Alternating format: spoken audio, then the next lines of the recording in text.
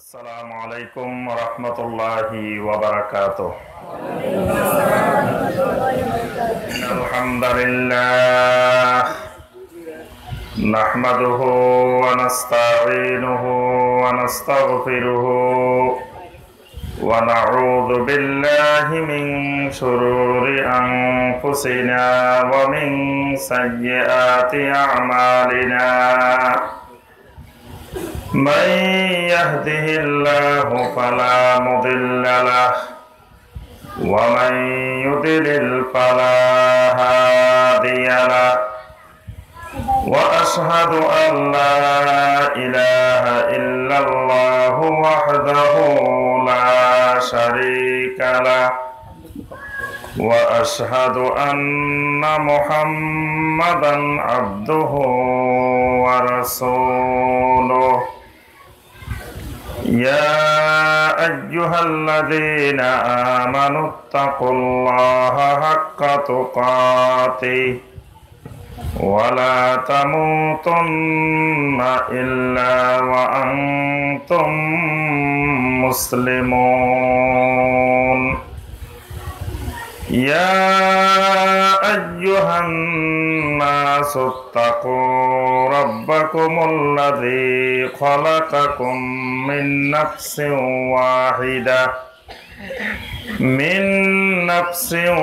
واحدة وخلق منها زوجها وبث منهما رجالا كثيرا ونساء واتقوا الله الذي تساءلون به والأرحام إن الله كان عليكم رقيبا يا أيها الذين آمنوا اتقوا الله وقولوا قولا سديدا يصلح لكم أعمالكم ويغفر لكم ذنوبكم ومن يطع الله ورسوله فقد فاز فوزا عظيما أما بعد فإن خير الحديث كتاب الله وخير الهدي هدي محمد صلى الله عليه وسلم وشر الأمور محدثاتها وكل محدثة بدعة وكل بدعة ضلالة وكل ضلالة في النار اللهم صل على محمد وعلى آل محمد كما صليت على إبراهيم وعلى آل إبراهيم إنك حميد مجيد اللهم بارك على محمد وعلى آل محمد كما باركت على إبراهيم وعلى آل إبراهيم إنك حميد مجيد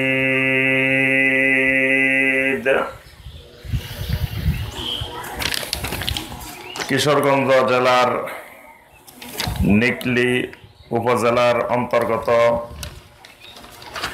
দৌলতপুর মার্কাজে আবু বকর as-সিদ্দিক রাদিয়াল্লাহু তাআলা আনহু মাদ্রাসা ও এতিমখানার উদ্যোগে আয়োজিত আজকের এই অত্যন্ত মূল্যবান বরকতময় ফজিলতময়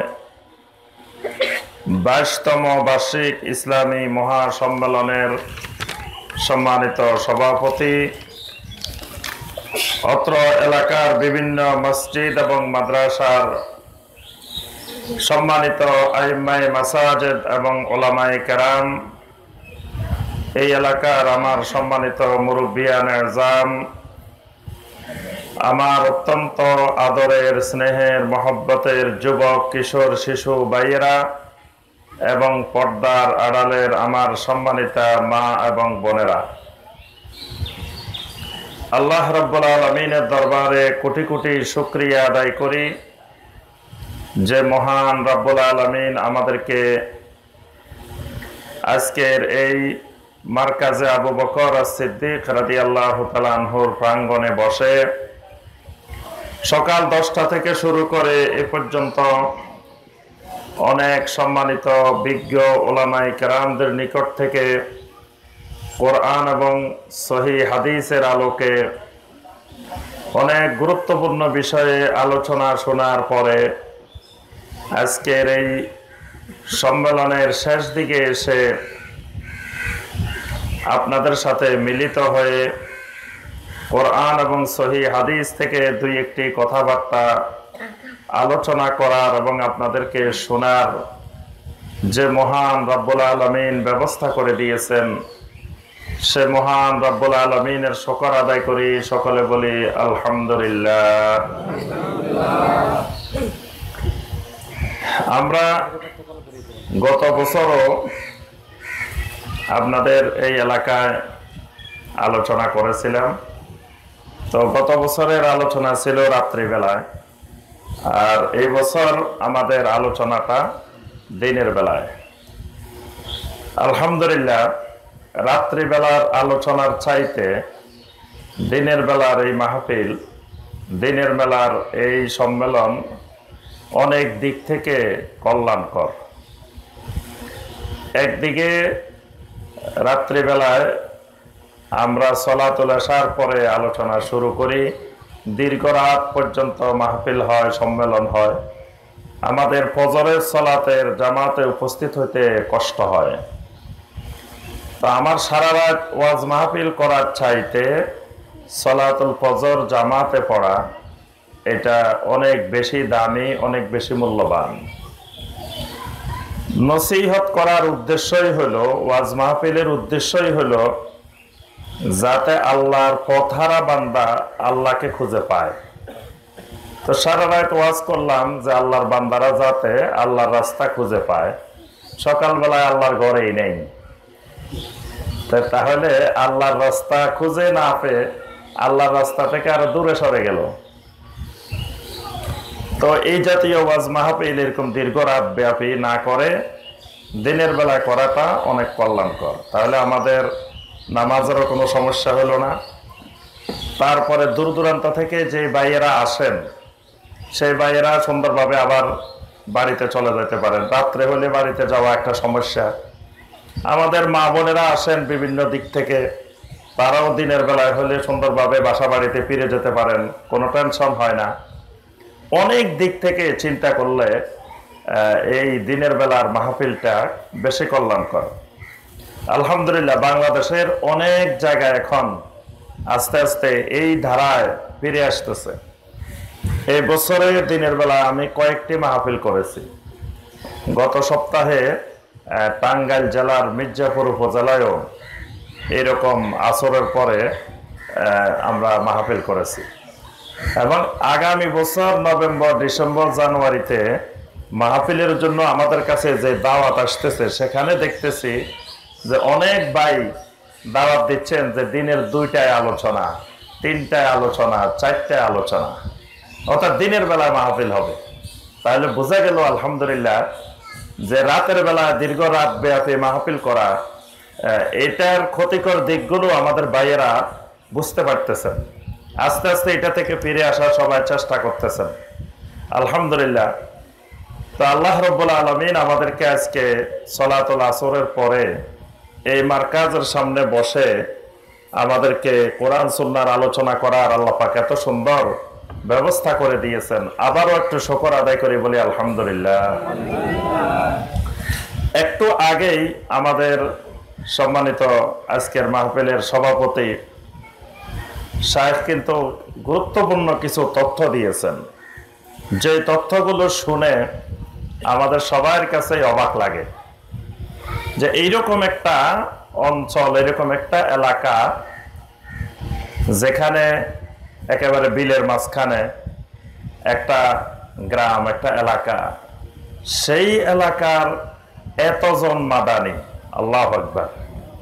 এটা তো এলেমের নগরী, আপনাদের এলাকাটা হয়ে গেছে একটা এলেমের শহর, এলেমের নগরী।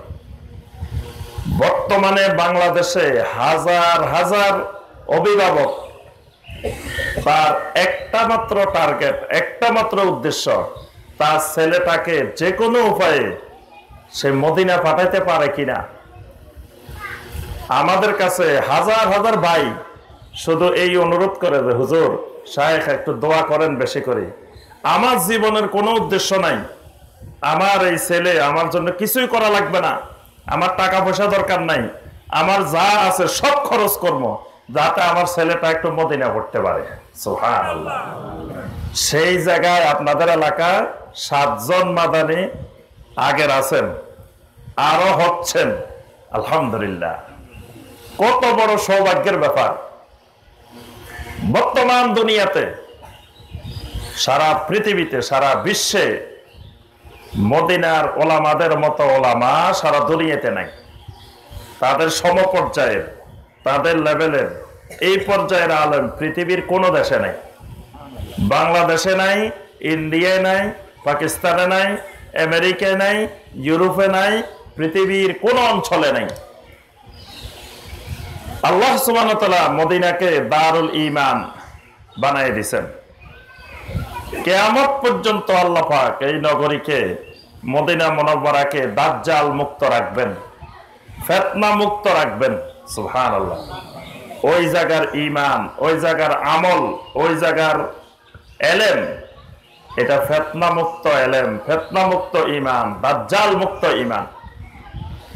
এজন্য কিয়ামতের আগে মানুষ যদি ফিতনা থেকে বাঁচতে চায়, মানুষ যদি সঠিক আকীদার উপরে, মানহাজের উপরে চলতে চায়, তাহলে একটাই পন্থা, ওলামায়ে মদিনার অনুসরণ করতে হবে। আলহামদুলিল্লাহ, সেই মদিনার বরকতময় এলেম আপনাদের এই অঞ্চলের এত আলেম নিয়ে এসেছেন। মদিনা পড়ে এসছেন, এরকম আলেম দেখার জন্য তো অনেকে খুঁজে পায় না।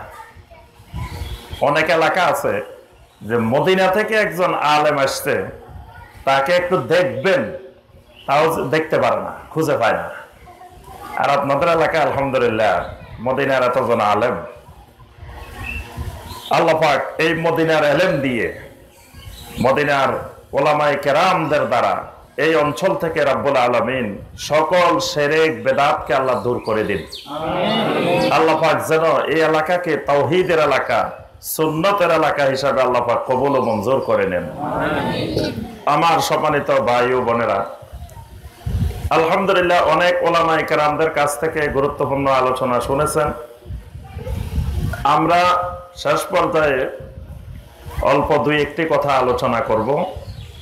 আগে যেগুলো আলোচনা শুনেছি আলহামদুলিল্লাহ, এইগুলো আমরা আমল করলেই ইনশাআল্লাহ আমাদের আজকের মাহফিলের জন্য আমাদের সার্থকতা হবে ইনশাআল্লাহ। আমি যে বিষয়টির উপরে সংক্ষিপ্তভাবে আলোচনা করার চেষ্টা করব ইনশাআল্লাহ, সেটি হলো আমাদের সমাজে বর্তমানে একটি বড় ধরনের ফিতনা হলো, আমরা পুরুষ এবং মহিলা, মুসলিম মুমিন পুরুষ এবং মুমিন মহিলা, সকলে আমরা জবানের হেফাজত করি না। আমাদের এই মুখটা, এইটা আমরা হেফাজত করার, সংরক্ষণ করার চেষ্টা করি না। এটার কারণে সমাজে অসংখ্য ধরনের ফিতনা ফাসাদ তৈরি হয়। এটা এমন এক জিনিস, এই জিনিসকে সংরক্ষণ করলে জান্নাত পাওয়া যায়, সুবহানাল্লাহ। আবার এই জিনিসকে সংরক্ষণ না করলে জাহান্নামে যাওয়া সহজ হয়ে যায়। এই জন্য এই জবানের হেফাজত এটি আমাদের জন্য খুবই গুরুত্বপূর্ণ বিষয়।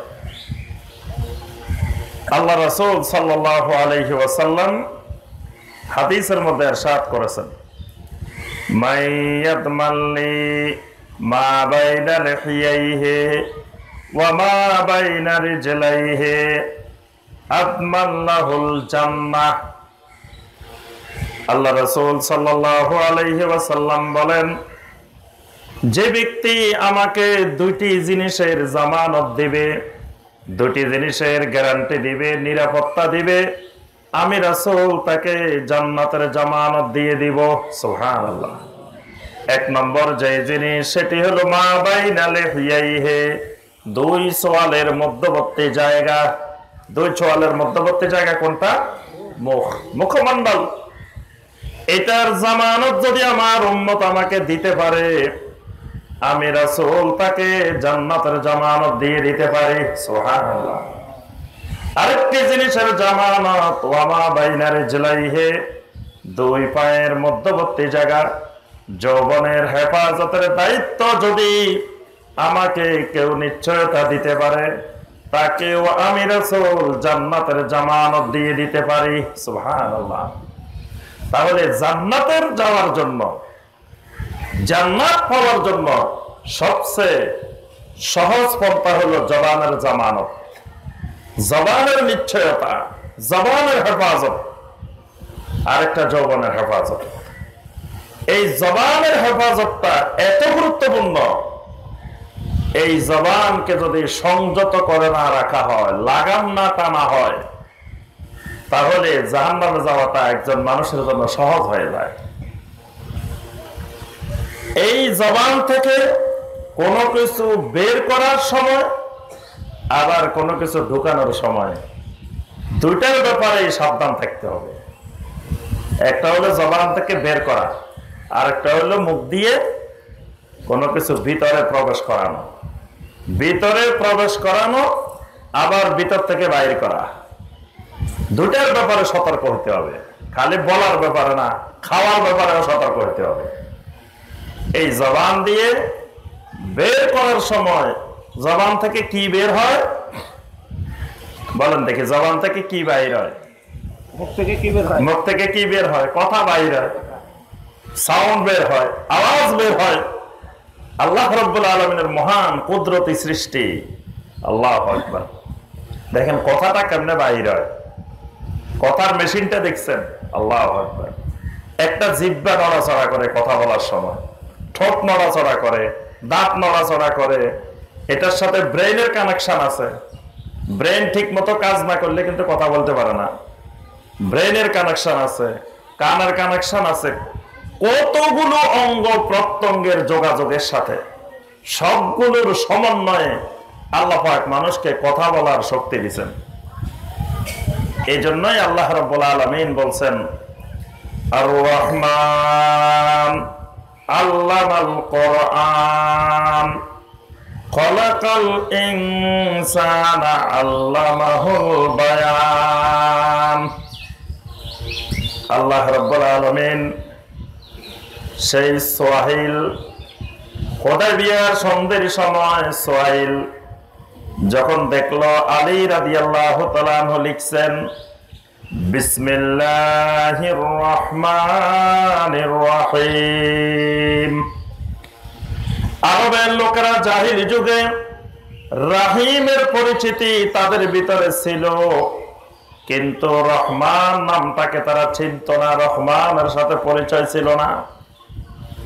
আলী রাদিয়াল্লাহু তাআলা আনহু যখন লিখলেন বিসমিল্লাহির রহমানির রহিম, রাহিমের আগে যখন রহমান লিখলেন, সোহাইল বলে উঠলো মানির রহমান, রহমান আবার কে? রহমানকে তো আমরা চিনি না।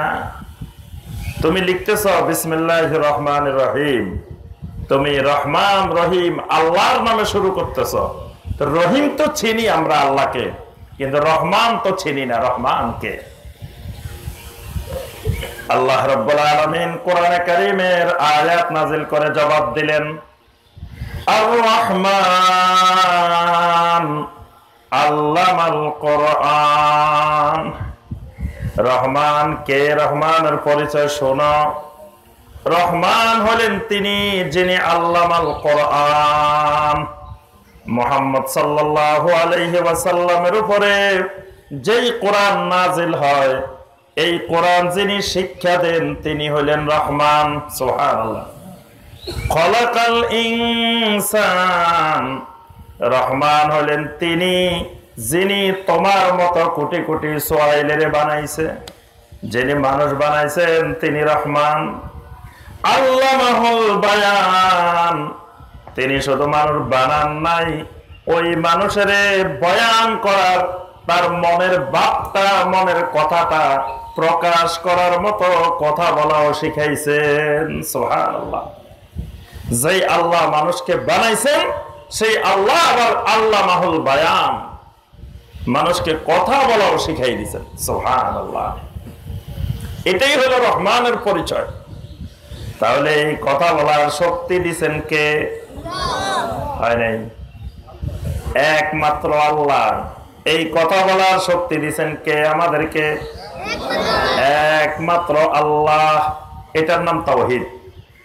কথা বলার শক্তি যিনি দিয়েছেন, কথা বলার সময় তার নির্দেশ অনুসারে কথা বলতে হবে। রিজিক দাতা কে? একমাত্র আল্লাহ। আর কেউ বিন্দু মাত্র রিজিক দিতে পারে না। কোথা থেকে দিবে? আল্লাহ রাব্বুল আলামিন বলেন, আমি আল্লাহকে বাদ দিয়ে যার ইবাদত করো, যার গোলামি করো, তারা তো তোমাদেরকে কিছু তো দিতে পারেই না। এমনকি একটি খেজুরও দিতে পারে না। খেজুরের বিচির সাথে যেই পাতলা আবরণটা থাকে, সেই আবরণটাও দেওয়ার ক্ষমতা তার নাই। একটা খেজুরের বিচি দেওয়ার ক্ষমতাও নাই। তাহলে আমার আপনার রিজিক দেন কে? একমাত্র আল্লাহ রাব্বুল আলামিন। ইন্নাল্লাহা হুয়ার রাজ্জাকু যুল কুওয়াতিল মাতিন। রাব্বুল আলামিন বলেন, আমি তোমাদেরকে সৃষ্টি করে তোমাদের রিজিক, তোমাদের খাবার সরবরাহ করি। সুবহানাল্লাহ। তাহলে যে আল্লাহ আমাকে রিজিক দেন, ভিতরে রিজিকটা ঢুকানোর সময়ও সেই আল্লাহর নির্দেশের বাহিরে ঢুকানো যাবে না। তাহলে এই মুখটার ব্যাপারে খেয়াল রাখতে হবে দুই দিক। মুখটা থেকে কিছু বের করার সময় খেয়াল রাখতে হবে, আবার ভিতরে ঢুকানোর সময়ও খেয়াল রাখতে হবে।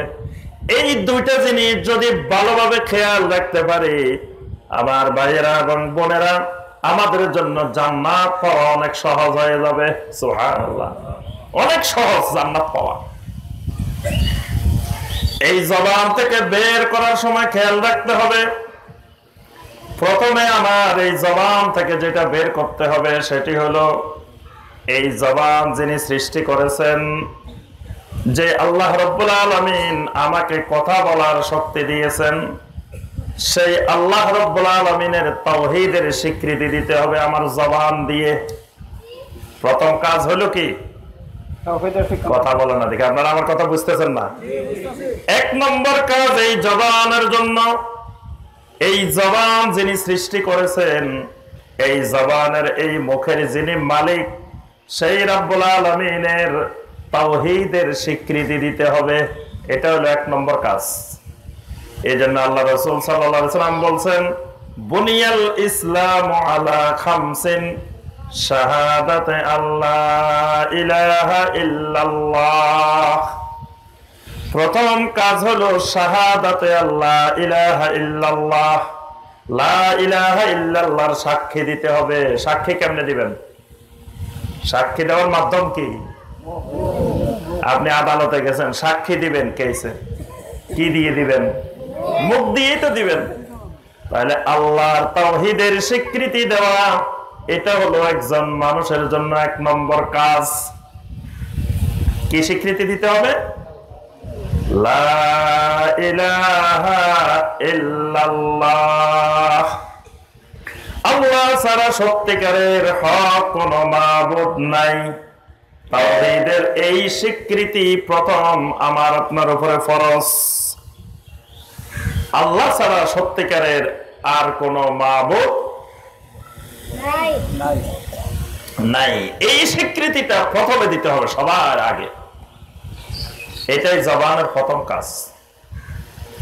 এই জন্য একজন শিশু যখন কথা বলা শুরু করে, প্রথম যখন একটা বাচ্চা যখন কথা বলা আরম্ভ করবে, তখন শুরুতেই ওই বাচ্চাকে শিখাইতে হবে লা ইলাহা ইল্লাল্লাহ, তাওহীদ শিখাইতে হবে।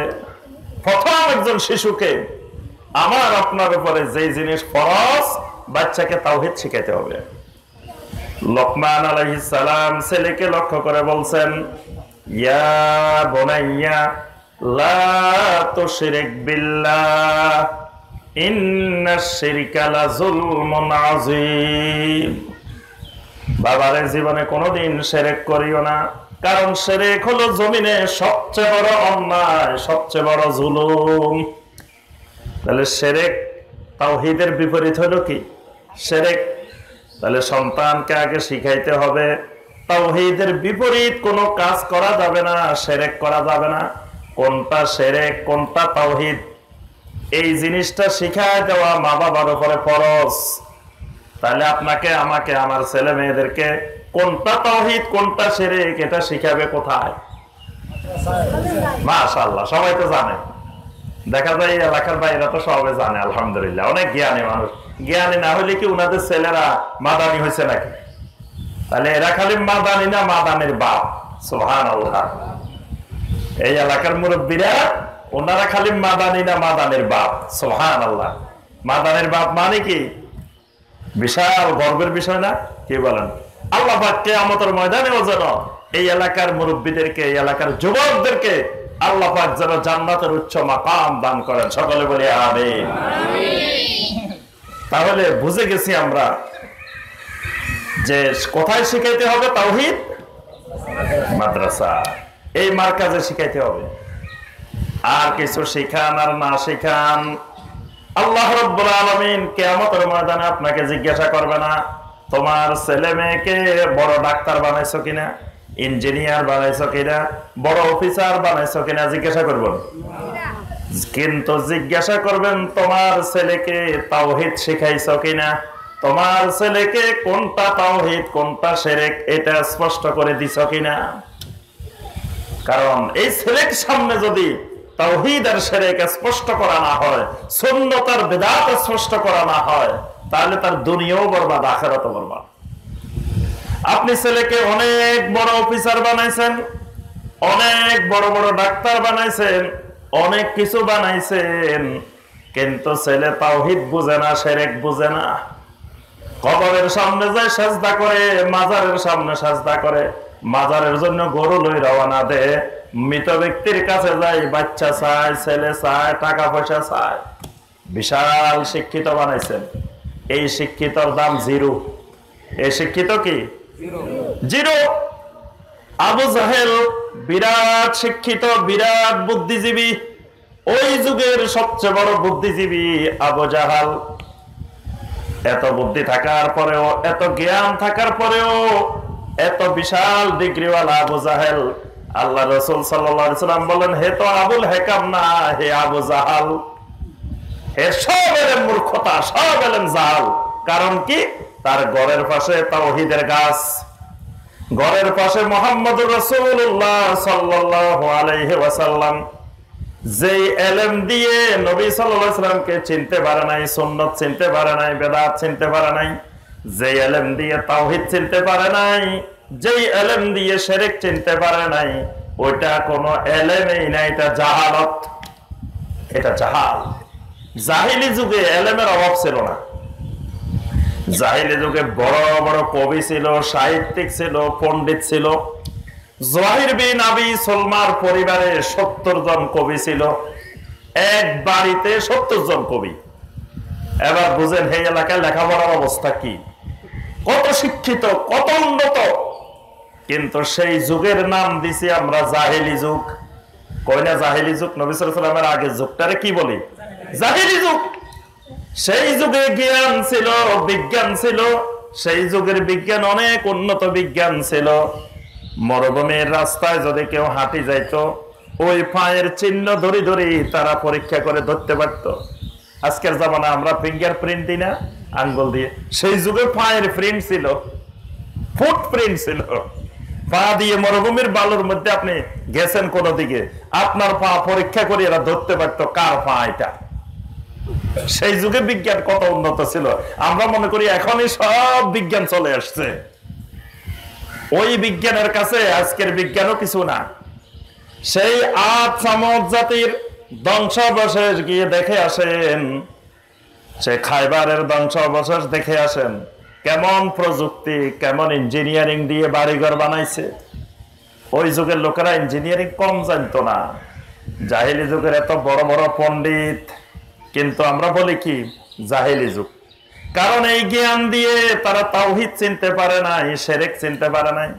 জ্ঞান দিয়ে বাইতুল্লাহর ভিতরে 360টা মূর্তি ঢুকাইছে। এমন জ্ঞান, জ্ঞানের ঠেলায় মূর্তি পূজা শুরু করছে। জ্ঞানের ঠেলায় 1টা 2টা 5টা 10টা করে করে মূর্তি পূজা করে। আজকে ওই দেশে কত জ্ঞানী মূর্তি পূজা করে, কত জ্ঞানী শিরক করে, লক্ষ লক্ষ জ্ঞানী শিরক করে, করে না? বিশাল বিশাল জ্ঞানী, বিশাল বিশাল পণ্ডিত, আবার দেখবেন শিরক করে। এইরকম জ্ঞানকে আল্লাহ রাসূল সাল্লাল্লাহু আলাইহি ওয়াসাল্লাম বলছেন এগুলা জাহালত, এগুলা ইলম না, এগুলা জাহালত। এজন্য ছেলে মেয়েদেরকে এই জ্ঞান শিখাতে হবে, সেটা তাওহীদের জ্ঞান। কোনটা তাওহীদ কোনটা শিরক এটা যাতে বুঝতে পারে। এজন্য এই ইলম এই মারকাজে পাওয়া যাবে, মাদ্রাসায় পাওয়া যাবে। যেখানে এরকম কোরআন সুন্নাহর মাদ্রাসা আছে সেখানে আমরা ছেলে মেয়েদেরকে কোরআন সুন্নাহর মাদ্রাসায় ভর্তি করাই দিই, যাতে আমার ছেলে তাওহীদ বুঝতে পারে, শিরক বুঝতে পারে। ওইটা বুঝলেই আমার ছেলে তখন শাহাদাতে আল্লাহ ইলাহা ইল্লাল্লাহ, লা ইলাহা ইল্লাল্লাহ সাক্ষ্য দিতে পারবে। লা ইলাহা ইল্লাল্লাহ কিন্তু মুখে বললে ঈমান হয় না। লা ইলাহা ইল্লাল্লাহ বলতে হলে ইলম লাগে। ইলম লাগে না? সূরা মুহাম্মদের 19 নম্বর আয়াতে আল্লাহ পাক স্পষ্ট বলছেন, ফালাম আন্নাহু লা ইলাহা ইল্লাল্লাহ ওয়াস্তাগফির লিযামবিকা ওয়ালিল মুমিনিনা ওয়াল মুমিনাত। ফালাম আন্নাহু লা ইলাহা ইল্লাল্লাহ, বান্দা ইলম শিখো, বান্দা জানো, বান্দা বুঝো লা ইলাহা ইল্লাল্লাহ, আল্লাহ ছাড়া সত্যিকারের মাবুদ নাই। এটার ইলম শিখো, এটা জানো, বুঝো। লা ইলাহা ইল্লাল্লাহর ইলম লাগে। লা ইলাহা ইল্লাল্লাহর ইলম না হইলে লা ইলাহা ইল্লাল্লাহ জিকিরও করবেন, আবার সাজদাও করবেন। দেখবেন কত পাগল বাংলাদেশে লক্ষ লক্ষ আছে, কবরের পাশে, মাজারের পাশে, মরা ওলির পাশে, মরা কবরের সামনে বসে বসে ইল্লাল্লাহ ইল্লাল্লাহ, কত রকমের ব্যায়াম, কত রকমের নাচ, কত রকমের গান করে, আবার কবরের মধ্যে সাজদাও করে। এরকম পাগল বাংলাদেশে আছে না? এরকম পাগল একজন দুইজন না, লক্ষ লক্ষ পাগল আছে। তাহলে আল্লাহর লা ইলাহা ইল্লাল্লাহ বলতেছে, আবার শিরকও করতেছে। তাহলে লা ইলাহা ইল্লাল্লাহ বলতে হলে কি লাগে? ইলম লাগে, তাওহীদের জ্ঞান লাগে। এজন্য আল্লাহ পাক বলেন ফাআলাম আন্নাহু লা ইলাহা ইল্লাল্লাহ। খালি লা ইলাহা ইল্লাল্লাহ বললে হবে না, ইলম লাগবে। তা লা ইলাহা ইল্লাল্লাহর ইলম কোথায় পাওয়া যায়? আলহামদুলিল্লাহ। এজন্য আপনারা এলাকাবাসীর কাছে আমার প্রথম অনুরোধ যে আপনারা ছেলে মেয়ে নাতি নাতনি যা আছে সবার আগে তাওহীদের জ্ঞান দিবেন। পরে বড় হলে আপনি ডাক্তার বানান, ইঞ্জিনিয়ার বানান, অনেক কিছু দেন, কোনো অসুবিধা নেই।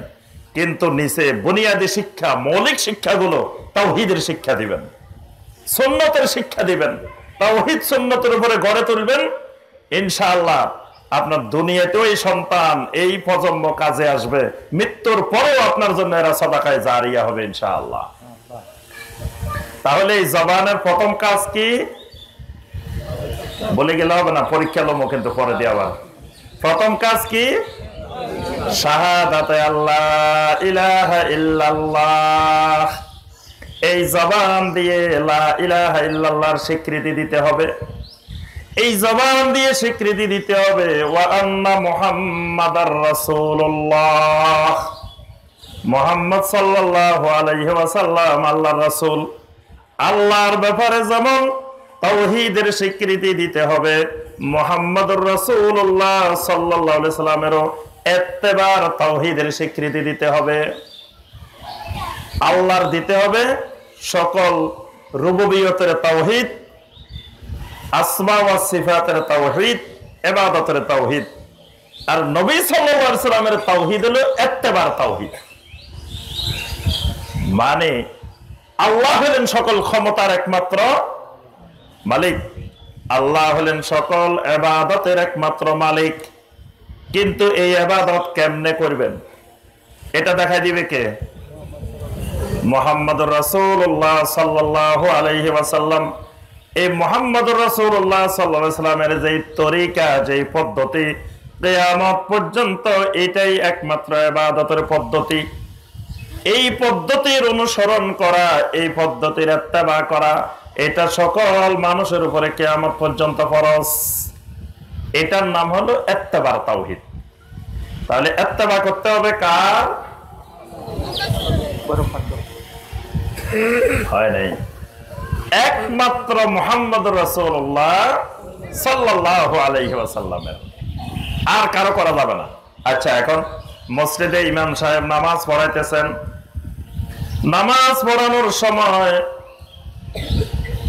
কেরাত শেষ হয়েছে, দাঁড়ানো অবস্থায় সূরা আল ফাতিহা পড়ছেন, কেরাত পড়ছেন, ইমাম সাহেব আল্লাহু আকবার বলে সিজদায় চলে গেছেন। আর আপনি কি যাইবেন? রুকু করে নাই, রুকু না করে ইমাম সাহেব আল্লাহু আকবার বলে সিজদায় চলে গেছে, তখন কি আপনারা যাইবেন? কেন যাবেন না? অসুবিধা কি? ইমাম সাহেবের অনুসরণ করা লাগবে না? তো ইমাম সাহেব সিজদায় গেছে, আপনারা যাবেন না কেন? ইমাম সাহেবের আদেশ না মানলে কি নামাজ হইব? তো ইমাম সাহেব সিজদায় গেছে, আপনারা গেলে অসুবিধা কি? ইমাম সাহেব মনে করতেছেন আগে সিজদা করে ফেলি, রুকু পরে করব, সিজদা থেকে উঠে রুকু করব, পরে করব, রুকু বাদ দিবে না। আপনারা করবেন কেন? অসুবিধা কি?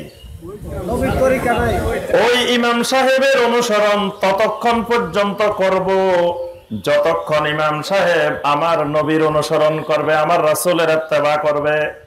যখনই আমার রাসূলের ইত্তেবা থেকে এক চুল পরিমাণ ডাইনে বামে চলে যাবে, আমি আর ওই বড়, যত বড় ইমাম হোক, যত বড় মুফতি সাহেব হোক, যত বড় পীর সাহেব হোক, যত বড় বুজুর্গ হোক, আমি আর তার সাথে নাই।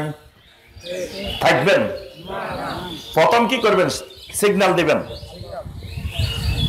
কেমনে সিগন্যাল দিবেন? সুবহানাল্লাহ। আমাদের দেশে কয় আল্লাহু আকবার। আল্লাহু আকবার হলো গ্রিন সিগন্যাল। আল্লাহু আকবার কি?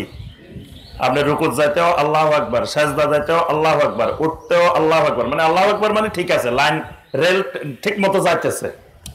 যখন বলবেন সুবহানাল্লাহ, অত আপনি লাইনচ্যুত হয়ে গেছেন, ডাইনে বামে চলে গেছেন। আপনি বলতেছেন আল্লাহু আকবার, তার অর্থ হলো আপনি ঠিক লাইনে আছেন। ইমামও কইছে আল্লাহু আকবার, আপনিও কইছেন আল্লাহু আকবার। আল্লাহু আকবার মানে কি? ট্রেন ঠিক মতো যাইতেছে, কোনো অসুবিধা নেই, সবুজ পতাকা দেখাইছেন। কিন্তু যখন বলবেন সুবহানাল্লাহ, আল্লাহ রাসূল সাল্লাল্লাহু আলাইহি ওয়াসাল্লাম স্পষ্ট বলে দিবেন আত-তাসবিহু লির-রিজাল, পুরুষেরা তাসবিহ বলবে, সুবহানাল্লাহ বলবে। নারীরা ওয়া তাসবিহু লিন-নিসা, নারীরা মুখে সুবহানাল্লাহ বলবে না, নারীরা এইভাবে আওয়াজ দিবে, তাসবিহ করবে। তাহলে সুবহানাল্লাহ যখন বলছেন, গ্রিন সিগন্যাল দিবেন, দেওয়ার পর ইমাম সাহেব কয় না, আপনার সিগন্যাল শুনবো না, আমি যেমনে কই তেমনে। আমি এত বড় মুফতি সাহেব, আমি কি কম জানি নাকি? আমি এত বড় হুজুর, এত বড় পীর সাহেব, আমি আগে সিজদা করব, পরে রুকু করব। এখন আপনি সুবহানাল্লাহ কইছেন, তাও শুনে নাই, এবার কি করবেন? জি, মাশাআল্লাহ, দেখছেন? আল্লাহু আকবার। এটারে বলে তাওহীদের জ্ঞান, এটারে বলে সুন্নতের জ্ঞান। এই জ্ঞান আল্লাহ সবারই দেয় না। আমাদের দেশের অনেক মানুষ, অধিকাংশ মানুষ, আপনি যখন বলবেন যে ভাই এই অবস্থা কি করবেন, কয় এই অবস্থা হুজুর যখন শুনে নাই, এত বড় হুজুর কি ভুল করছেন? যেমনে চলে আমিও এমনে চলবো। কি বলেন? আপনি সিগন্যাল দিছেন, সুবহানাল্লাহ বলছেন, কিন্তু তারপরেও শুনে না, তারপরেও তিনি নিজের মন মতো নামাজ পড়তেছে, আমার রাসূলের ইত্তেবার সাথে মিলতেছে না, আমার রাসূলের তরিকার সাথে মিলতেছে না। শেষ পর্যন্ত আমি তারে রাখি চলে যাবো যে আপনি আপনার মতো থাকেন, আমি আমার মতো আছি। কারণ আপনারে ইমাম বানাইছি ততক্ষণ যতক্ষণ আপনি আমার রাসূলের ইত্তেবার উপরে থাকবেন। যখনই আমার রাসূলের ইত্তেবা থেকে সরে যাবেন, তখন আপনার সাথে আমি নাই। এই নীতিমালা খালি নামাজে না, সব জায়গায়। যত বড় মুফতি সাহেব, যত বড় পীর সাহেব, যত বড় বুজুর্গ হোক, আমার নবীর থেকে বড় মুফতি নাকি? কি বলেন? যত বড় মুফতি সাহেব, সারা দুনিয়ার বড় মুফতি, উনি কি আমার নবীর থেকে বড় মুফতি? তাহলে মুফতি আজম কে? মুহাম্মদ রাসূলুল্লাহ সাল্লাল্লাহু আলাইহি সাল্লাম মুফতি আজম। ইমামে আজম কে? হ্যাঁ, মুহাম্মদ রাসূলুল্লাহ সাল্লাল্লাহু আলাইহি সাল্লাম ইমামুল মুত্তাকিন, ইমামুল মুরসালিন, কিয়ামত পর্যন্ত সমস্ত মানুষের ইমাম, ইমামে আজম মুহাম্মদ রাসূলুল্লাহ সাল্লাল্লাহু আলাইহি ওয়াসাল্লাম। তাহলে তার ইত্তেবার সাথে যদি না মিলে, আমি আর তার সাথে নাই, এই সূত্র যদি মনে রাখেন, তাহলে দুনিয়ার কোন ব্যক্তি আপনাকে সুন্নত থেকে, তাওহীদ থেকে সরাইতে পারবে না। আপনি তাওহীদ সুন্নত কামড়ায় ধরে রাখতে পারবেন। আর যদি আপনি দুর্বল হয়ে যান, যে না এত বড় পাগড়িওয়ালা হুজুর, এত নুরানি চেহারাওয়ালা হুজুর, এত বড় পীর সাহেব, লক্ষ লক্ষ মুরিদ, উনি কি ভুল বলতেছে নাকি? না, উনি যা কথা আমি কি বুঝি, আমি কিছু বুঝি না, বাস আপনি গোমরা হয়ে যাবেন। আপনি আর তাওহীদ সুন্নতের উপরে থাকতে, তাহলে এই জবানের প্রথম কাজ হলো শাহাদাতে আল্লাহ ইলাহা ইল্লাল্লাহ ওয়া আন্না মুহাম্মাদার রাসূলুল্লাহ। এই জবান দিয়ে আপনাকে আল্লাহর তাওহীদের স্বীকৃতি দিতে হবে, মুহাম্মদুর রাসূলুল্লাহ সাল্লাল্লাহু আলাইহি সাল্লামের সুন্নতের ইত্তেবার স্বীকৃতি দিতে হবে। এরপরে খেয়াল রাখতে হবে, এই জবান দিয়ে ভালো ভালো কথা বলতে হবে। ইয়া আইয়ুহাল্লাযীনা আমানুত্তাকুল্লাহা ওয়া কুলু কাওলান সাদীদা। সুবহানাল্লাহ। কি রকম কথা বলতে হবে? কুলু কাওলান সাদীদা। এটার এই আয়াতে কারিমার ব্যাখ্যা করে নবী সাল্লাল্লাহু আলাইহি ওয়াসাল্লাম বলেন, মান কানা ইউমিনু বিল্লাহি ওয়াল ইয়াউমিল আখির ফালিয়াকুল খায়রা আও লিয়াসমুত। এটা এই আয়াতের ব্যাখ্যা। আল্লাহ রাসূল সাল্লাল্লাহু আলাইহি ওয়াসাল্লাম যতবার আলোচনা করতেন, ওয়াজ করতেন, বক্তৃতা দিতেন, এই আয়াতে কারিমাটা তেলাওয়াত করতেন। ইয়া আইয়ুহাল্লাযীনা আমানুত্তাকুল্লাহা ওয়া কুলু কাওলান সাদীদা। কাওলে সাদীদ বলো, সহজ সরল কথা বলো, সোজা কথা বলো, বাঁকা কথা বলিও না। সোজা কথা কোনটা? সোজা কথা হলো মান কানা ইউমিনু বিল্লাহি ওয়াল ইয়াউমিল আখির ফালিয়াকুল খায়রা। যে ব্যক্তি আল্লাহ আর আখিরাতের উপরে ঈমান এনেছে, সে কল্যাণকর কথা বলো, যেটার দ্বারা দুনিয়াতে কল্যাণ হবে মানুষের, আখিরাতে কল্যাণ হবে, ওইরকম কথা বলো। আও লিয়াসমুত, তোমার মুখ দিয়ে যদি কল্যাণের কথা বলতে না পারো, তো চুপ করে বসে থাকো। কল্যাণের কথা তুমি জানো না, তুমি বলতে গেলে মানুষের খালি কুটনামি করো, খারাপ বুদ্ধি দাও, তোমার মুখে দিয়ে ভালো বুদ্ধি আসে না, ভালো কথা আসে না, তো তুমি চুপ করে থাকো। এই চুপ করে থাকাটাও একটা ইবাদত। অনেকে চুপ করে থাকতে পারে না, কোন জায়গায় গেলে খালি কথা কয়, খালি কথা কয়। কথা যদি আমার কল্যাণের না হয়, তো চুপ করে থাকো। এই চুপ করে থাকাটাও একটা ইবাদত।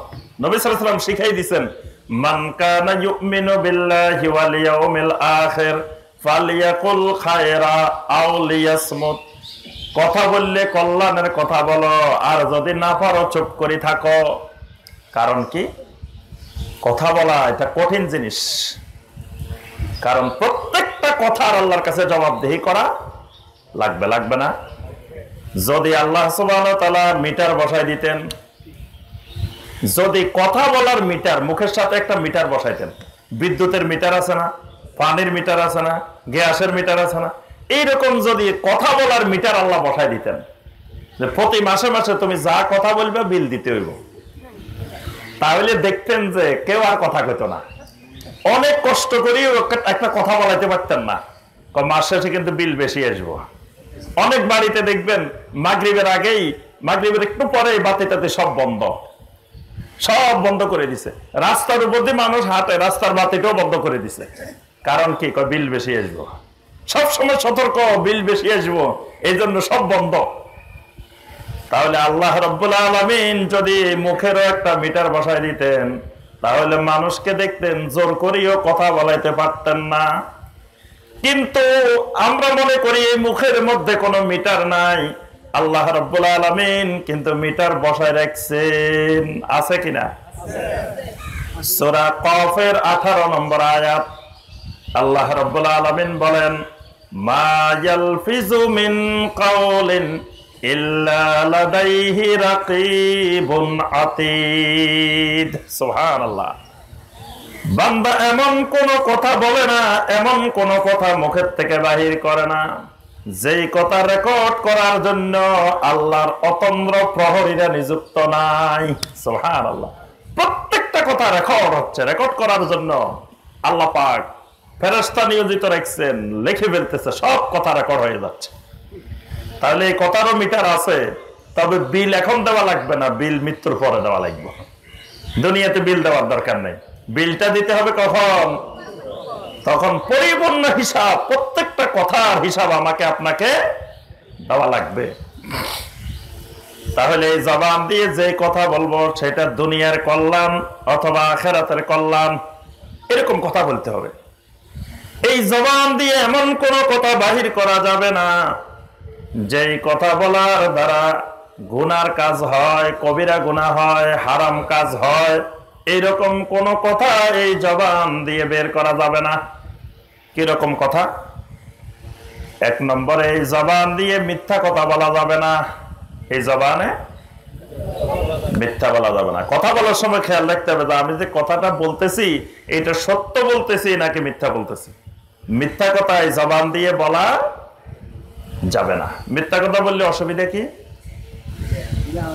হ্যাঁ, আল্লাহ রাসূল সাল্লাল্লাহু আলাইহি ওয়াসাল্লাম বলেন, ইন্নাল কাযিবা ইয়াহদি ইলাল ফুজুর ওয়া ইন্নাল ফুজুরা ইয়াহদি ইলান নার। খবরদার মিথ্যা কথা বলিও না। মিথ্যা তোমাকে পাপ কাজের দিকে ধাবিত করে, আর পাপ কাজ তোমাকে জাহান্নামের দিকে ধাবিত করে। এজন্য মিথ্যা বললে জাহান্নামে যেতে হবে। এজন্য জবান দিয়ে মিথ্যা কথা বলা যাবে না। একজন প্রসিদ্ধ সাহাবী উকবা ইবনে আমের আল জুহানী রাদিয়াল্লাহু তাআলা আনহু, উনি একদিন এসে নবী সাল্লাল্লাহু আলাইহি ওয়াসাল্লামকে বলতেছেন, ইয়া রাসূলুল্লাহ সাল্লাল্লাহু আলাইহি ওয়াসাল্লাম, মান নাজাত, নাজাত কিসে, আমি কেমনে নাজাত পাবো, নাজাতের পদ্ধতি শিখাই দেন। আল্লাহ রাসূল সাল্লাল্লাহু আলাইহি ওয়াসাল্লাম 3টা কথা বললেন এই সাহাবীকে। আল্লাহ রাসূল সাল্লাল্লাহু আলাইহি ওয়াসাল্লাম বললেন, আমসিক আলাইকা লিসানাক। ও উকবা ইবনে আমের আল জুহানী, প্রথম উপদেশ হলো তুমি তোমার জবানের লাগামটা টেনে ধরো। আমসিক আলাইকা লিসানাক, তোমার জবানটাকে টেনে ধরো, মানে নিজের ইচ্ছা মতো তোমার জবান থেকে যা ইচ্ছা তাই বাহির করিও না। আমসিক আলাইকা লিসানাক, তোমার জবানটাকে টেনে ধরো। আর ওয়ালিয়াসা কাবাইতুক, তোমার ঘরটাকে প্রশস্ত করে দাও। ঘর প্রশস্ত করে দাও মানে মেহমানদের জন্য খুলে দাও। মেহমান আসলে মনে কষ্ট নিও না। আমরা তো মেহমান আসলে কেমনে মেহমান বিদায় করে দেওয়া যায়, তাড়াতাড়ি যাতে মেহমান চলে যায়। প্রথম হলে মেহমান যাতে না আসে, তারপরে যদি চলে আসে মেহমান, কত তাড়াতাড়ি বের করে দেওয়া যায়, বিদায় করে দেওয়া যায়, এই চেষ্টা করি আমরা, করি না? মেহমান আসলে কি বিরক্ত, সব খাই শেষ করে ফেলতেছে মেহমানে। কিন্তু মেহমানের সাথে আল্লাহর ফেরেশতারা আসে, মেহমানের দ্বারা বরকত হয় ঘরের মধ্যে। আমাদের অনেক মা বোনেরা মেহমান আসলে বিরক্ত হয়, মেহমানের মেহমানদারি করতে বিরক্ত বোধ করে, যে মনে হয় যে কি বিরক্ত, রান্না বান্না করতে অনেক কষ্ট হইতেছে, এত মেহমান। আল্লাহ রাসূল সাল্লাল্লাহু আলাইহি ওয়াসাল্লাম বলেন, ওয়ালিয়াসা বাইতুক, তোমার ঘরকে প্রশস্ত করে দাও, মেহমানের জন্য খুলে রাখো। ওয়াবকি আলা খাতিয়াতিক, তোমার গুনাহের জন্য আল্লাহর কাছে বেশি বেশি কাঁদো, বেশি বেশি কাঁদো, তাহলে নাজাত পাইবা। তাহলে নাজাতের 3টার একটা গুরুত্বপূর্ণ বিষয় হলো আমসিক আলাইকা লিসানাক, জবানকে লাগাম টেনে ধরে রাখো। তাহলে প্রথমে মিথ্যা কথা বলা যাবে না। গীবত করা যাবে মনে হয় নাকি? গীবত বুঝেন তো? গীবত মানে কি? আমাদেরকে গীবত করা যাবে না। গীবতটা কি? যিকরুকা আখাকা বিমা ইয়াকরাহ, গীবত হলো কোনো ভাইয়ের অনুপস্থিতিতে ওই ভাইয়ের ব্যাপারে, ওই বোনের ব্যাপারে এমন কোন কথা বলা যেটা তার সামনে বললে সে পছন্দ করে না, তার সামনে কথাটা বললে পছন্দ করে না, এটাকে পিছনে গিয়ে বলা, এটার নাম হলো কি? গীবত। সত্য কথাটা বলা, এটা মিথ্যা কথা না, মানে বাস্তবে এই দোষটা তার মধ্যে আছে, এইরকম সত্য কথাটা পিছনে যায় বলা, এটার নাম কি? গীবত। আমরা চা দোকানে বসলে, তারপরে বিভিন্ন জায়গায় যখন 4-5 জন একত্রে বসি, শুরু হয়ে যায় গীবত আর গীবত, গীবত আর গীবত। ওই গ্রামের অমুকের ছেলের কি হয়েছে, অমুকের মেয়ের কি হয়েছে, অমুকের বউয়ের কি হয়েছে, অমুকের কি হয়েছে, শুধু গীবত আর গীবত, গীবতের কারখানা।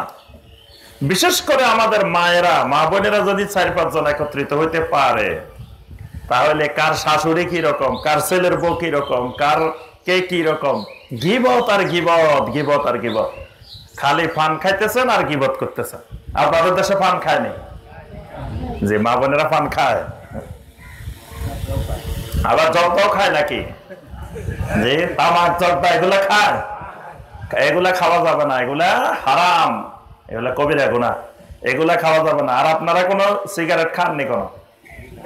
তাহলে তো এই এলাকার দোকানে মনে হয় সিগারেট বিক্রি হয় না? যে বিক্রি হয় না, খালি বিক্রি হবে কেন? সিগারেট খাওয়া যাবে না, এটা হারাম। আর পানের সাথে আপনার জর্দা তামাক এগুলো খাওয়া যাবে না, এগুলোও হারাম। তাহলে আপনি পান খান, কয়েকজন মা বোন মিলে গল্প করেন, কোনো অসুবিধা নাই।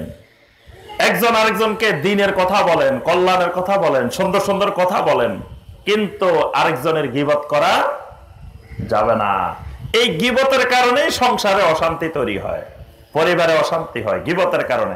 একজনের পিছনে একজনের কথা বলার কারণে, বউয়ের পিছনে শাশুড়ি কথা বলে, শাশুড়ির পিছনে বউ কথা বলে, এটার দ্বারা পরিবারে অশান্তি তৈরি হয়। গীবত যদি বন্ধ হয়ে যায়, তো অনেক ক্ষেত্রে আমাদের অনেক গুনাহ কিন্তু কমে যায়। এই গুনাহগুলো আমাদের গ্রামে বেশি, কারণ গ্রামে অনেক ভাই আছি, অনেক বোন আছি, কাজের বেশি ব্যস্ততা নাই, কাজ একটু কম। তো এই ফাঁকে আমরা যখন ঘুরাফেরা করি, এদিক সেদিক যাই, তখন দেখা যায় যে গীবতটা বেশি হয়। কিন্তু শহরের মানুষ ব্যস্ত থাকে, কারোর সাথে কারো দেখা নাই, এই ফ্ল্যাটে কারো কোনো খবর নাই, কেউ কারোর চিনে না, এই জন্য গীবত করার বেশি সুযোগ পায় না। কিন্তু গ্রামে বসলে, দোকানপাটে, বিভিন্ন জায়গায়, বাড়িগুলাতে আমাদের মা বোনেরা গীবতের ব্যাপক চর্চা হয়। এই গীবত করাও কবিরা গুনাহ, শোনাও কবিরা গুনাহ। তাহলে গীবত করা যাবে না এই জবান দিয়ে। এই জবান দিয়ে ছগলখড়ি করা যাবে না। ছগলখড়ি বুঝেন না? ছগলখড়ি মানে দুইজনের মধ্যে ঝগড়া লাগাই দিলেন, এইজনের পিছনে আরেকজনের কথা বললেন, আরেকজনের পিছনে আরেকজনেরটা লাগাই দিলেন, লাগাই দুজনের মধ্যে ঝগড়া লাগাই দিলেন, মারামারি লাগাই দিলেন। এটার নাম হলো কি? নামিমা। হাদিসের ভাষায় নামিমা, আমরা বলি কুটনামি। এরকম কুটনামি করে ঝগড়া লাগাই দিলেন, দুইজনের মধ্যে অশান্তি লাগাই দিলেন। বউয়ের পিছনে আপনি বউরে একরকম বললেন, শাশুড়ির একরকম বললেন, অমুকের একরকম বললেন, ছেলের একরকম বললেন, বাপের একরকম বললেন, এক একজনকে পিছনে এক এক রকম লাগাই দিয়ে ঝগড়া লাগাই দিলেন। আল্লাহ রাসূল সাল্লাল্লাহু আলাইহি ওয়াসাল্লাম বলেন, লা ইয়াদখুলুল জান্নাতা নাম্মাম, এই ছগলখড়েরা জান্নাতে যাবে না।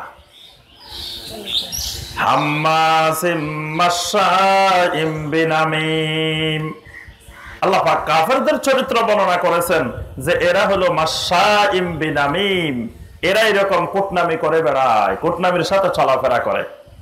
তাহলে এই কাজও জবান দিয়ে কুটনামির কথা বের করা যাবে না। এই জবান দিয়ে মিথ্যা সাক্ষী দেওয়া যাবে না। মিথ্যা সাক্ষী, এখন বর্তমানে মিথ্যা সাক্ষী পাওয়া যায় গ্রামে, সমাজে, সব জায়গায়। টাকা দিলে মিথ্যা সাক্ষী পাওয়া যায়, মিথ্যা সাক্ষী দেওয়ার জন্য রাজি হয়ে যায়। কিন্তু এই জবান দিয়ে মিথ্যা সাক্ষী দেওয়া যাবে না। শাহাদাতুজ জুর, তিনটা বড় বড় কবিরা গুনার মধ্যে, আকবারুল কাবায়েরের মধ্যে একটা অন্যতম কবিরা গুনাহ হলো মিথ্যা সাক্ষী দেওয়া। মিথ্যা সাক্ষী দেওয়া যাবে না। মানুষকে ঠাট্টা বিদ্রুপ করা যাবে না। এই জবান দিয়ে, এই কথা দিয়ে আরেকজনকে তুচ্ছ করা যাবে না, ঠাট্টা করা যাবে না। আরেকজন ভাইকে দাম দিতে হবে, মূল্য দিয়ে কথা বলতে হবে। প্রত্যেকটা প্রত্যেকটা মানুষ যে পেশায় আছেন তিনি তার পেশায় সম্মানিত। একজন ভাই রিক্সা চালান, তিনি রিক্সা চালক হিসাবে তার একটা সম্মান, একটা মর্যাদা আছে। আপনি যদি তারে তুচ্ছ করে কথা বলেন, এটা কবিরা গুনাহ। তিনি তার রিক্সা চালানোর উপরে পিএইচডি করে ফেলছেন, তিনি ওখানে ডক্টরেট অফ রিক্সা চালানো, মানে রিক্সা চালানোর উপরে ওনার ডক্টরেট, উনি ওখানে পিএইচডি। আরেকজন যিনি দিনমজুর ভাই কাজ করেন, উনি ওনার কাজের উপরে পিএইচডি। এক একজন এক এক পেশার উপরে তিনি আছেন। তার পেশাটা একটা হালাল পেশা যদি হয়, এটা সম্মানজনক পেশা। কিন্তু দেখা যায় আমরা মানুষকে তুচ্ছ করে কথা বলি, ঠাট্টা বিদ্রুপ করে কথা বলি, এগুলোও কবিরা গুনাহ। ওয়াইলুল লিকুল্লি হুমাযাতিল লুমাযা, একটা সূরা আছে কোরআনে কারিমে, সূরা আল হুমাযা। এখানে আল্লাহ পাক বলছেন হুমাযা লুমাযা এরা সব ধ্বংস হয়ে যাবে। হুমাযা কারা? হুমাযা হলো হুয়া সুখরিয়া মিনান নাস বিল কাউল, কথার মাধ্যমে মানুষকে ঠাট্টা করা, এরা হলো হুমাযা। আর লুমাযা হলো হুয়া সুখরিয়া মিনান নাস বিল ইশারা, ইশারা ইঙ্গিতে মানুষকে ঠাট্টা বিদ্রুপ করা, এটাও লুমাযা। এদেরকে আল্লাহ পাক বলছে এটা ধ্বংস হয়ে যাবে। তাহলে কোন অবস্থায় আল্লাহ পাক আমাকে একটা নিয়ামত দিবেন, এই জন্য আরেকজন ভাইকে এই নিয়ামতটা দেন নাই। আল্লাহ পাক আমাকে ভালো চেয়ারে বসার তৌফিক দিছে, আরেকজনের হয়তো ওই চেয়ারে বসার তৌফিক দেয় নাই, কিন্তু ওই লোক না থাকলে আমি চেয়ারে বসতে পারতাম না। ধরেন এই চেয়ারে যে বানাইছে যিনি, ওই লোক ওই পেশা যদি না থাকতো আমি চেয়ার পাইতাম কই? আপনারা এই চেয়ারে আমার বসাইতেন কোন জায়গায়? তাহলে যিনি চেয়ার বানাইছেন তারও একটা মর্যাদা আছে, তারও একটা সম্মান আছে, তিনি তার পদে তিনি সম্মানিত, তাকে ঠাট্টা করা যাবে না। যিনি এই মাইকের কাজ করেন তিনিও সম্মানিত, তিনি সম্মানিত না হলে, মাইক না হলে আমরা পাইতাম কই? আমরা আলোচনা করতাম কোথা থেকে? তাহলে কোনোভাবেই আপনারা সামনে শ্রোতা না থাকলে আমি বক্তা হইতাম কেমনে? কি বলেন? আপনারা একজনও নাই, আমি চোখ বন্ধ করে ওয়াজ করতে পারতাম না। আপনারা আছেন বলেই তো আমি বক্তা হয়েছি। তাহলে আপনাদেরও সম্মান আছে, আমারও সম্মান আছে, দুইজনেরই সম্মান আছে। এই জন্য আদাবুল মুফতি আদাবুল মুস্তাফতি, যে যিনি মুফতি হন তারও কিছু আদব কায়দা থাকতে হয়, যারা মুস্তাফতি হয়, যারা ফতোয়া চায়, তাদেরও আদব কায়দা থাকতে হয়, শ্রোতারও আদব কায়দা থাকতে হয়, বক্তারও আদব কায়দা থাকতে হয়। দুই দিকে আদব কায়দা থাকা লাগে। প্রত্যেকের মর্যাদা আছে, কেউ কারো থেকে ছোট না। আমি হয়তো কোরআন হাদিস পড়ার কারণে আমার এখানে বসাইছেন, এখানে অনেকে আছেন এমন এমন কাজকর্ম জানেন যেগুলোর আমি কিছু জানি না। আপনি ওই সাবজেক্টে ডক্টর, আপনি ওই সাবজেক্টে হাল চাষ করা কেউ ডক্টর, কেউ দোকানপাট ব্যবসা বাণিজ্যে ডক্টর, কেউ বিভিন্ন মেশিন চালানো ডক্টর, কেউ গাড়ি চালানো ডক্টর, এগুলো আমি কিচ্ছু পারি না। তার অর্থ এই না যে আমি সব জানি, চেয়ারে বসছি বলে আমি বিশাল ব্যক্তি হয়ে গেছি, বিরাট ব্যক্তি, বিরাট সম্মানিত ব্যক্তি, কিছুই না। আল্লাহ পাক এক একজনকে এক এক সাবজেক্টে এক এক দিকে আল্লাহ পাক পারদর্শী করেন। এইভাবে আল্লাহর জমিনটাকে আল্লাহ সুবহানাহু ওয়া তাআলা পরিচালনা করেন। সুতরাং কেউ কারো থেকে কম মর্যাদা বেশি মর্যাদা না। আল্লাহর কাছে মর্যাদা বাড়ে কিসের মাধ্যমে? ইন্না আকরামাকুম ইনদাল্লাহি আতকাকুম, আল্লাহর কাছে ওই মানুষটা সম্মানিত যার যত তাকওয়া বেশি। তিনি গরিব মানুষ হতে পারেন কিন্তু আল্লাহর কাছে সম্মান বেশি। আরেকজন কোটিপতি, তাকওয়া নাই, আল্লাহর কাছে তার কোনো দামে নাই। তাহলে মানুষকে তুচ্ছ করা যাবে না এই জবান দিয়ে। তারপরে আপনি মানুষকে মন্দ নামে ডাকা যাবে না। মানুষকে ওই ভালো একটা নাম তুচ্ছ করে বিভিন্ন ভাবে ডাকাডাকি করলেন, মানুষকে হেয় প্রতিপন্ন করলেন, এই জাতীয় সকল কার্যক্রম জবান থেকে করা যাবে না। আচ্ছা, এবার আসুন জবানের ঢুকানো। সংক্ষেপে আমরা বলি, এতক্ষণ বললাম এগুলো কি জবান থেকে বাহির করার সময় খেয়াল রাখতে হবে, এখন ঢুকানোর সময় খেয়াল রাখতে হবে। কি খেয়াল রাখবেন? আল্লাহ পাক সূরা আল বাকারার 168 নম্বর আয়াতে বলে দিয়েছেন, ইয়া আইয়ুহান নাস কুলু মিম্মা ফিল আরদি হালালান তাইয়্যিবা, হে ঈমানদারেরা, যা কিছু খাইবা সেই খাবারটা হইতে হবে হালালান তাইয়্যিবা। খাবারটা হইতে হবে কি? হালাল এবং পবিত্র। হালাল খাবার, পবিত্র খাবার। আল্লাহ পাক দুটা শর্ত দিয়েছেন, একটা হালাল আর একটা পবিত্র। তাহলে শুধু হালাল হলেও খাওয়া যাবে না যদি পবিত্র না হয়, আবার শুধু পবিত্র হলে খাওয়া যাবে না যদি হালাল না হয়, দুইটাই লাগবে। তো দুইটা কেমনে হয়? একজন সকালবেলায় অফিসে গেছে, কিশোরগঞ্জে গেছে, কিশোরগঞ্জে গিয়ে অফিসে চেয়ারে বসছে, তার টেবিলে দুইটা ফাইল আছে, এই ফাইলগুলো সিগনেচার করার জন্য এক ফাইলে 5,000 টাকা, দুই ফাইলে 10,000 টাকা ঘুষ লইছে। ঘুষ নিয়ে কিশোরগঞ্জ থেকে সন্ধ্যার সময় বাড়িতে আসতেছে, আসার সময় বাজারে নেমে 5 কেজি গরুর গোশত কিনছে। গরুর গোশত হালাল না হারাম? আচ্ছা, গরুর গোশত কিনে বাড়িতে আনছে, বাড়িতে আনার পরে স্ত্রী পাইছে, পাই কয় আলহামদুলিল্লাহ, ভালো বাজার আনছে, হালাল জিনিস আনছে। পাওয়ার পরে রান্না বান্না করছে, বিসমিল্লাহ বলছে। এরপরে ছেলে মেয়ে স্ত্রী সবাই বসে খেতে বসছে, খাওয়ার সময় দস্তরখান বিছাইছে, সুন্নত তরিকায় বসছে, বিসমিল্লাহ বলে খাইতেছে, আলহামদুলিল্লাহ বলতেছে, ডাইন হাত দিয়ে খাইতেছে, সব সুন্নত অনুযায়ী করতেছে। তার এই খাবার হালাল না হারাম? কেন? সে তো গরু গোশত না খাইছে, সে খারাপ জিনিস খাইছে নাকি? হারাম জিনিস খাইছে। কেমনে হারাম হয়েছে?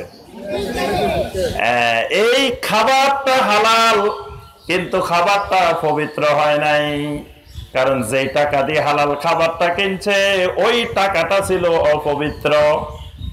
তাহলে আপনি সুদের টাকা দিয়ে যত হালাল খান এটা হারাম, ঘুষের টাকা দিয়ে যত হারাম খান সব হারাম। আরেকজনের জায়গা জমিন দেন নাই, বোনের জমি দেন নাই, ফুফুর জমি দেন নাই, চাচার জমি দেন নাই, ভাইয়ের জমি দেন নাই, জমি দখল করে রাখে দিয়েছেন। এই জমির যত ফসল হইব এই সব ফসল আপনার জন্য হারাম। জি, তাহলে বোঝা যায় যে খাবারটা হালাল হইতে হবে, পবিত্র হইতে হবে, এরকম খাবার খাইতে হবে। তাহলে সিগারেট কি পবিত্র খাবার না অপবিত্র খাবার? কেমনে বুঝলেন অপবিত্র? এটা এত সম্মানী সম্মানী ব্যক্তিরা খায়, এটা অপবিত্র কেমনে হয়? হ্যাঁ, এটা অপবিত্র এই কারণে টয়লেটের ভিতরে যাই পরীক্ষা করে দেখবেন, কালকে যাই আপনাদের এলাকায় টয়লেট গুলাতে পরীক্ষা করে দেখি আসিয়েন এটা পবিত্র না অপবিত্র। টয়লেটের ভিতরে দেখবেন সিগারেটের পিছনের অংশ গোড়া পড়ি রয়েছে, সিগারেটের শেষের পিছনে যে অংশটা টয়লেটে পড়ে রয়েছে, বাথরুমে পায়খানার মধ্যে। কিন্তু দেখবেন না কোন জায়গায় বাথরুমে পায়খানার মধ্যে কমলার খোসা পড়ে রয়েছে, আপেলের খোসা পড়ে রয়েছে, আঙ্গুরের খোসা পড়ে রয়েছে? দেখছেন কোনদিন যে টয়লেটে বসে বসে, বাথরুমে বসে বসে কমলা খাইছে, বাথরুমে বসে বসে আপেল খাইছে, বাথরুমে বসে বসে আঙ্গুর খাইছে, বাথরুমে বসে বসে ভালো ভালো খাবার খাইছে? দেখছেন?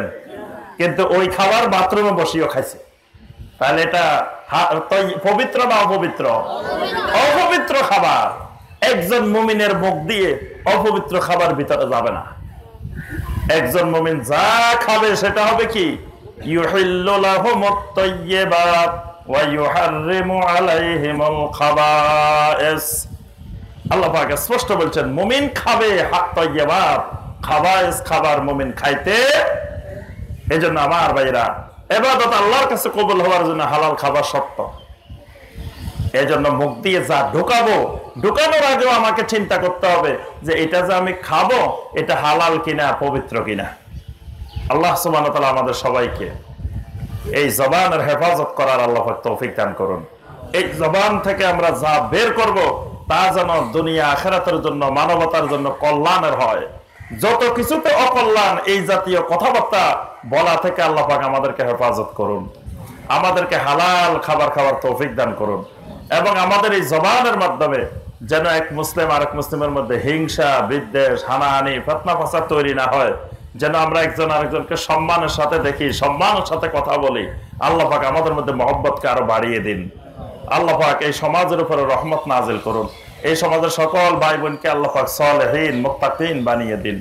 সকল ভাইদেরকে আল্লাহ পাক, ভাই বোনকে নামাজি বানিয়ে দিন। সকল ভাই বোনদেরকে আল্লাহ পাক পর্দাশীল বানিয়ে দিন। আল্লাহ রাব্বুল আলামিন আমাদেরকে সকল শিরক বিদআত থেকে মুক্ত থাকার তৌফিক দিন। তাওহীদ এবং সুন্নতের উপরে চলার তৌফিক দান করুন। আল্লাহ পাক এই মার্কাজে আবু বকর as-সিদ্দিক রাদিয়াল্লাহু তাআলা আনহুকে কবুল ও মঞ্জুর করে নিন। এই মাদ্রাসার সকল ছাত্র, শিক্ষক, অভিভাবক, সকল পৃষ্ঠপোষক, সকল খাদেম সবাইকে আল্লাহ রাব্বুল আলামিন কবুল ও মঞ্জুর করে নিন। এই প্রতিষ্ঠানের ছাত্রদেরকে বিশ্ববরেণ্য আলেমে দ্বীন হওয়ার আল্লাহ পাক তৌফিক দান করুন। আল্লাহ সুবহানাহু ওয়া তাআলা এই এলাকার সকল উলামায়ে কেরামদেরকে কবুল করুন, এক একজন বড় বড় দায়ী বানিয়ে দিন। আল্লাহ পাক তাদের ইলমের নূর দিয়ে এই এলাকা থেকে সকল শিরক বিদআত দূর করে দিন। আমিন ইয়া রাব্বাল আলামিন। আসসালামু আলাইকুম ওয়া রাহমাতুল্লাহি ওয়া বারাকাতুহু। সুবহানাকা আল্লাহুম্মা বিহামদিকা আশহাদু আল্লা ইলাহা ইল্লা আনতা আস্তাগফিরুকা ওয়া আতুবু ইলাইক।